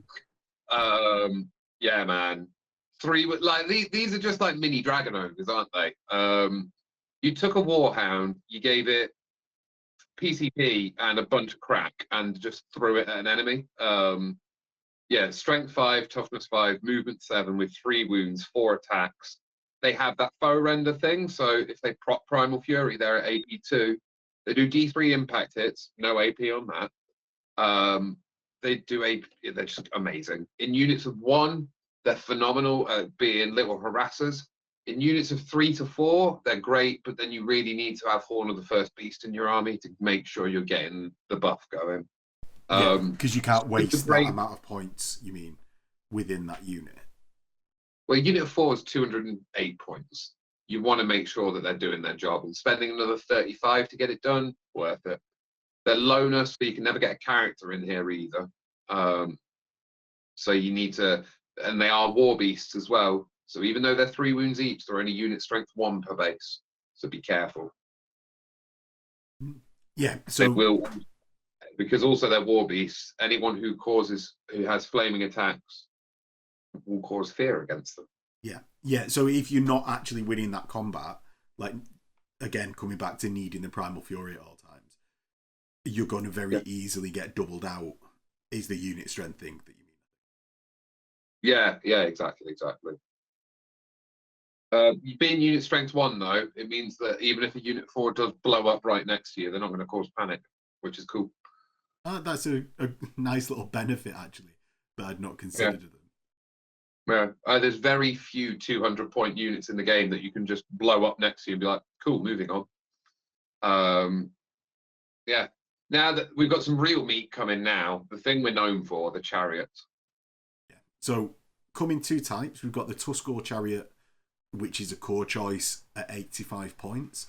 You base Chariot basically at strength 5, toughness 4, 4 wounds, with 2 Tuskor, with a Bestigor and a Gore crew. You've got close first, impact hits D6+1. Primal Fury, Razor Tusk, and Warband, which is nice because you're obviously re-rolling your failed charges there. Important to note, Warband is only on the Tuskor Chariot, not the Razor. So they're great. I've seen people running an entire core selection of these, well, other than the mandatory unit of Gore. I personally use them as filler. So if I'm trying to, let's say, do the big Gore brick, and I've got like 60 points left over, I'll chuck a Tuskor in.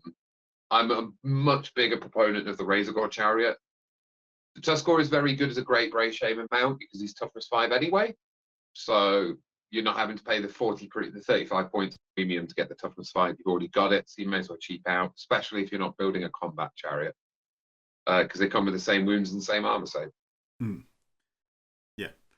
Why specifically the Razor Gore Chariot? Like, obviously it gets benefits for that extra 40 points, but what is it when it's competing for that special slot that makes you want to take that? So the downfall of pretty much every chariot in the game is turn 2 after you've charged, is the grind combat. And Old World is a very grindy combat game. Having the Razor Gore on the front of it, which is the exact same as it is in the Herd, really allows you to keep fighting on an efficient level. This model's leadership 7, not 6, so you're more likely to get that Primal Fury going. You've got a Bestigor and a Gore on the back of there as well. And you get the extra impact at your D6+2.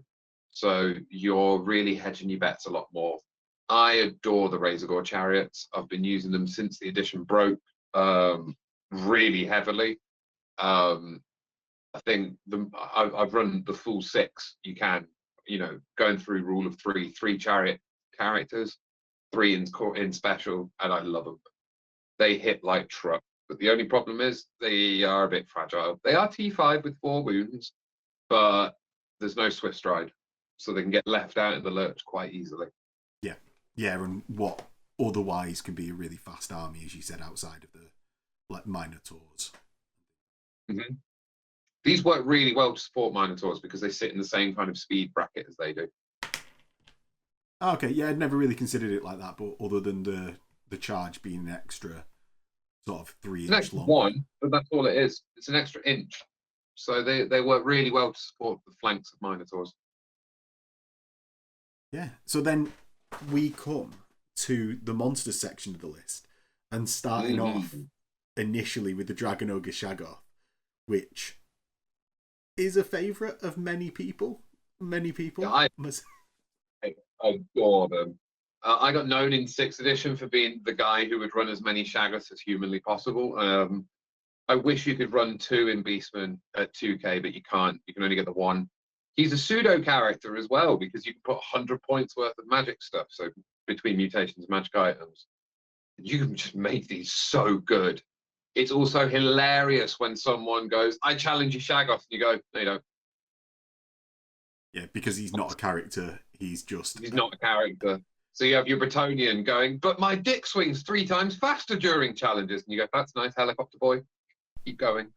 Yeah, Shaggoths are so cool, man. You can spend absolutely nothing on them and get a load of mileage out of them just by putting a great weapon and heavy armor on them. They're still a 3-up save with strength 8 AP2. Very respectable. You can then spend the full, get them up to 350 points, I think it is, and you've got something that can go toe-to-toe with pretty much everything other than Chaos and Elf Dragons. So, yeah, really good. Really, really good. What? The only caveat is having to take the unit of Dragon Ogres too. I weep for you, Tom, that you were forced to take Dragon Ogres to unlock the Dragon Ogre Shaggoth. But what is it? I didn't say it's bad, it's just a caveat. You know? What is it that you are using for those mutations and magic items, like in your list? So I've got 2 builds that I go with Shaggoths. The first one is Slug Skin, Talisman of Protection, and a Fighting Blade. It's real simple. So that gives him a 5-up ward save. He's got 3-up armor save just from being a Shaggoth. Biting Blade makes use of that nice initiative 4, and also the Quickening Storm, which gives him +1 initiative if he hits himself with his magic missile. So it's making use of that high initiative stat and that high strength stat. So Biting Blade means that you're strength 6 and armor bane 4, because he's got armor bane 2 on his profile and armor bane 2 on his weapon. So it's pretty cool. The other one that I like to run, which is a lot more of the mainstream build, is the 2-up save Shaggoth. So you just put Blackened Plate on this guy, which is 25 points. And then with your mutations, you can either go just with Slug Skin, or you can go a little bit more offensive. So you're taking Uncanny Senses or Gouge Tusks. So boosting the AP of all of your weapons and getting you up to a really high initiative. So yeah, there are only 2 ways to do it. There's going to be more. There already is more. He is a Build-A-Bear monster, and I love him for that. Yeah, and I think it's just because the Dragon Ogre Shaggoth as a unit is just solid to start with. So then when you just add pretty much anything, they all tend to just work because you're building from a really good base. Yeah, they're great. I really hope in the Arcane Journal, one of the lists allows us to take 666 points of rare, because then I get 2 of these boys and my heart starts singing a little bit louder. Right, well, we shall see. Whenever Beastmen come out. Yeah, 2028 or whenever it'll be. Hopefully slightly sooner. Hopefully slightly sooner. Jabber Slides. The weirdest model G-Dub ever did. Do you know what? I quite like it. I quite like it just for its mentalness. Oh, it's bad shit, and I love it. These are a monster that works best in a herd. So when I say that, I mean if you're gonna run Java Slice, you have to run as many as you can, because of its special rule. So if any enemy unit that is within 8 inches has to take a leadership test, if it fails, it's D3 strength 3 hits with no armor or regen saves. So you start stacking that up alongside with things like Manbane Standard, Demonology debuffs, and you start understanding how there's a way of playing the Beastman army where it's all about negatives to leadership. And that's why I said, if only we had Necromancy. It's very cool. He's a baby dragon for all extents and purposes. 5 attack, strength 5, AP2, with D3 baby stomps. Yeah, and then including the Fly 9 as well as Swift Stride is nothing to be sniffed at in terms of mobility. And he's a support, not a main beater like the Shaggoth. He's a support piece. Yeah. Yeah. Next, we've got the Cockatrice for 170 points. And do you know what? This took me like 3 times to understand the first time I did this guide. Like, do you know, to really Petrifying Gaze. Do you know what really confuses me? This is one of the only instances in the game where you can have a poisoned breath weapon. Explain to me how that works, please. Because it osmosis is through the skin. Like, so I heard some people say that, you know, when you're on your partials on your template, if you get a 6 there, it auto wounds, and it's like, wow, I paid 10 points for that. Cool. Sorry, 30 points for that. Yeah. Cockatrices, I don't get them. The model's sick. If you've got one, run it with abandon. Don't take it to a tournament. In fact, anything on this double page spread, you can say that about. I tried, because 3D printer, I can just go, I'm going to print 3 cockatrices, see what it looks like. It looks cool, doesn't play well. Unless you're playing against dwarves, in which case it shreds against dwarves. Because that petrifying gaze just deletes runesmiths every turn. Because you, it's multiple wounds at strength 2, but then you use the initiative of the model. So you go up to an Anvil of Doom with 3 of them, and they can do like 6 wounds a turn. It's great. Great for really bullying a lower tier army. Is with a lower tier monster though, you know, so it feels right. You know, gives it niche. There again, they're a support piece. They do cause terror. They do fly 10 with Swift Stride, but 170 points. Just spend 15 more, man. Get Jabba's life. You know. Yeah. Cygor, why? Why did you make me love you and then hurt me so bad? You know. I think he's just very confused as to what it is, the Cygor. So I've got 3 of these. And they're just shit, mate. I want to use them. I want to use them so much. But they're a cool 60 points overcosted. Because they're a stone thrower that is also a monster, but they're a bad stone thrower because they're 12 to 36 inch range. And they're a bad monster because they don't have any AP other than on D3 stomp attacks. Yeah, well, so the range isn't too bad because you can obviously move and fire. You can move and fire, but it's half the range of a normal stone thrower, is what I mean. Yeah, you know? Yeah. You're having to bother to do that. So it's... Yeah. You know, you can get caught out with the range. It's not a particularly brilliant monster as well. It's not like, say, the Ogre Cannon that actually is surprisingly good as just a heavy chariot. Yeah, like it's still a decent heavy chariot, even if you don't have the cannon anymore. Whereas this thing is an okay stone thrower that is just going to get ganked in combat. Yeah, 100%. 100%. Do you know what? I've heard bad things about the Gorgon as well. Let's do the Gorgon. Yeah. Okay, next page is the giant. It does the same thing as everyone else's giant, but for 30 points you can make it better. Moving on. Gorgon. It's giant, man. Not going through all of those pages. Go to someone else. Yeah. I've done it multiple times now as well. It's a giant. It's giant. So Gorgons, these were top diggity dog until this came out. When this came out, they lost their top spot. Gorgons are really cool because they've got Monster Slayer and Killing Blow. They've got an effective 7 attacks. The Frenzy is a bit of an issue. Regen's good on them, and the Swallow Hole is great on them. The problem about them is the problem with anything that costs 245 points and has Frenzy, which is, I'm going to bait you with 20 points of goblins. Yeah. And that's the issue with them, you know? They're very hard to use efficiently, but if you learn how to use them efficiently, I triple Gorgon list, just go 5 games at 20-0. Because once you learn how to use them properly, there's very few people who can stop you. They're very, very, very good. Do you not find they suffer from a lack of armor? That even though they've got that toughness 6, they're still a light armored That's model. why I'm saying you've got to be careful with them. Because you can't just lob them up the middle of the board against an Empire cannon army and expect them to be okay. That's not how that works. You've got to skirt them around terrain and really think about where you're going to get them, almost using them slightly defensively and using the threat of them. Because you don't know. you don't want to charge the Gorgon into the Chaos Dragon. You don't actually want to do that because the Chaos Dragon is probably going to kill you.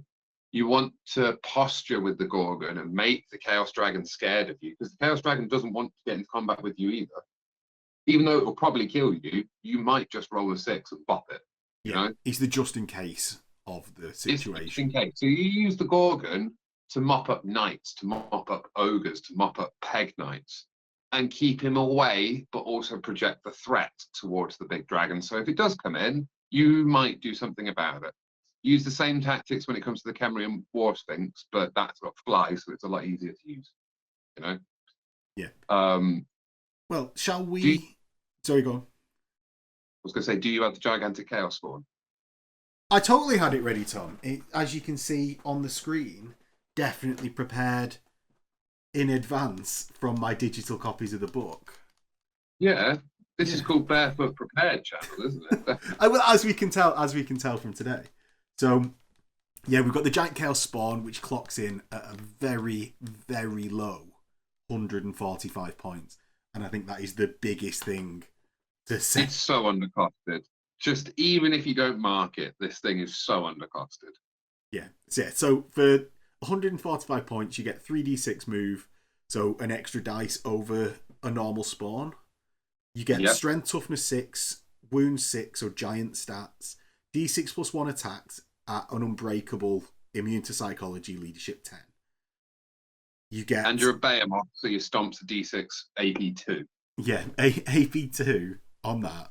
You've got AP2 on your Gnashing Maw, which is a strike's last single attack. You've got AP1 on your Slashing Talons, which are the other of the D6 attacks.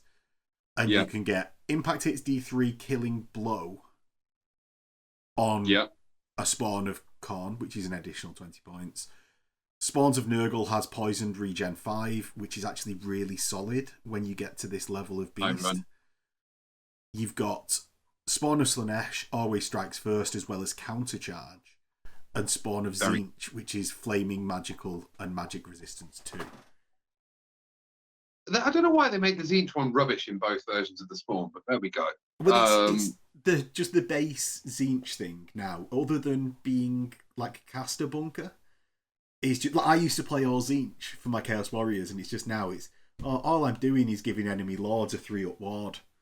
More often. You know what I mean? Like, flaming attacks is just a straight nerf. There's never a good time to have it unless you come in against very specific things. Yeah, you know? A few models in a couple of lists. Yeah. They're just incredible. I think the Khorne and the Nurgle ones, so in my opinion, the ranking goes Nurgle, Khorne, Slanesh, and Tzeentch. But that's just my totally objective ranking. The Nurgle one, the reason I rank it highest is because Poison is getting around its weapon skill 3. And regen is just great on a monster. Khorne next, because impact hits is just another, again, it gets around the weapon skill. Now you're not doing any AP on them. If this had a rule saying that impact hits were at AP2, I'd put the Khorne one at the top. Killing Blow's nice. I prefer Poison. Countercharge on a model this big with strike first is crazy. Absolutely crazy. Yeah, they're just awesome. Also, don't forget the Gnashing Maws, the AP2 one. If you actually wound with it, you get a wound back. Yeah, it's just It's great. Yeah, for a giant profile and a really high output, actually, in the end. Yeah. They are incredibly, incredibly cheap. Again, it should have been potentially like 100 and... Even if a bit of a discount because it's so random. Like, I mean, maybe 185 points. The day that book came out, I now have 6 giant chaos spawn in my collection, and that book's been out, 8 weeks? 9 weeks? I've got 2 Khorne ones, 2 Nurgle ones, and 2 Slanesh ones. I don't think I'll print the Tzeentch ones, weirdly enough. But yeah, they're amazing. I think every Chaos army, every Beastman army starts with 1. And has to justify the second, but 1 is almost just a you do. Because what's real fun is you can fit 1 in with a Dragon Ogre Shagger fully kitted up, or a Gorgon, you know. Yeah. Very cool. Very, very cool. Yeah, it's. I think it's one of them things like Dragon Ogres. It's hard to talk sometimes about things that are just so good because you end up repeating the ways in which a lot of things are just good in the same way because they're just so solid. And I think the Giant Spawn is one of them. Yeah, and yeah. I think the one thing that is worth saying is with the random movement, because of the charging in the compulsory moves bit or remaining moves, your opponent isn't getting a reaction. Well, it's not they aren't getting a reaction. They can't stand and shoot. Oh, they can't stand and shoot. So that's all it is. They can't stand and shoot. Yeah, but even that, now that we see more poisoned quick shot things, is actually a really big benefit. And even if they don't get into combat, they are really cheap and effective distraction card effectors. So if you're coming up against Wood Elves, they will always focus it down because it gets rid of stand and shoot. So that allows a lot of the rest of your army to move over unabated. But yeah, I think they're brilliant. I love and adore that they allowed them to be 0-1 in Beastmen per 1,000 points. Phenomenal. It gives me hope that the giant spine beast might come back one day as well, which always to me looked like a really angry platypus. Well, surely that is the giant spawn. Like for anyone. Well, there was two different things in the house. There was the giant chaos spawn and the giant spine beast. There were two separate things. I never liked that it was separate because to me it was too specific for chaos. Oh, one was the Beastman version, one was the Chaos version. Oh, no, even just like the giant spined beast, surely that should be like a one-off monster. Yeah. Rather than the thing that occurs multiple times in the chaotic realms. But that's that's a stupid argument from me. Because it's all like that. But I mean, that's the Beastman book. That's all of it, plus a bit more. And we've got more units than some armies do after Arcane Journal. We've got more ways to play the game than some armies do after Arcane Journal. Like Dwarves envy us massively because we're so flexible and we're only 1/3 out. We've still got 2 more armies to release and we've only got half our magic items. You know, the world is ripe for the plucking, and the fact that Beastmen are regularly sitting with a healthy win rate at tournament level. They are fun to play with at a casual level at home. Just sits them for me as being one of the best armies in the game right now. Because that's everything you want from an army. If I can, with the same collection of models, just by changing some magic item loadouts, have a really fun game with you, and then tomorrow take it to a tournament and place respectively, perfect army. Yeah, it's a really nice spot to be in. Like for the armies in the game, as you say. Like it's so flexible. And just well, Bretonnia can't say that, for example. Bretonnian Pegasus army can't have the same statement of saying my army is going to be super fun to play with today and super competitive tomorrow. Yeah. You know, Mortuary Cult can't say that. Beastmen can, you know, and I feel that's a really, really healthy place for them to be in. Yeah, well, that's quite a nice way to leave the episode. Tom, where can people reach you to get your 3D prints? I'm on Etsy. It's Etsy UK Resin Print. Search on there. Max will have a link down below. And yeah, it's Christmas around the corner. Buy all your nerds something fun. All right, cheers for watching, and we'll catch you next time. In a bit. Bye.